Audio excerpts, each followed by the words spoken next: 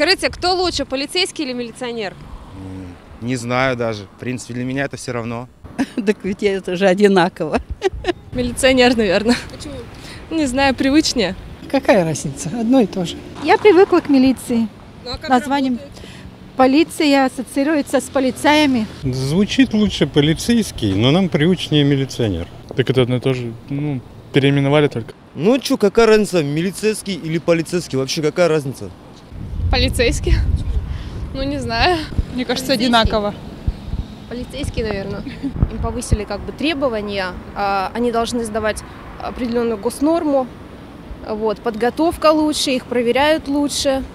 То есть эта переквалификация, мне кажется, она и, возможно, как-то улучшила их работу и покажет как раз какие-то результаты. Они одинаково работают, мне кажется.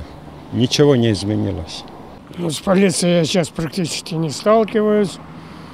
А раньше милиция. Работала где как. Бывало и хорошо, бывало и плохо. Мне кажется, нет разницы абсолютно между полицейским и милиционером. А я не могу сказать конкретно. Не знаю даже. Так милицейских уже нету. Значит, полицейский. Милиционер. Почему? Привычней. Милиционер. А почему? Дед Стюк милиционер был добрый.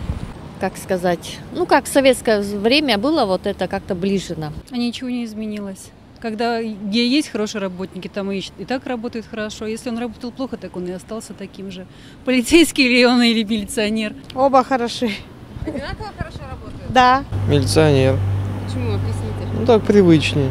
Хороший человек, профессионально выполняющий свою работу, на мой взгляд. А как это называется, это уже не имеет значения. Мне без разницы, хоть те.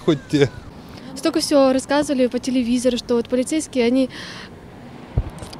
нововведения, у них какие-то новые, они новое что-то, я не знаю. А я думаю, милиционер. Почему? Потому что более привычно. Мы уже привыкли. Милиция, милиционер.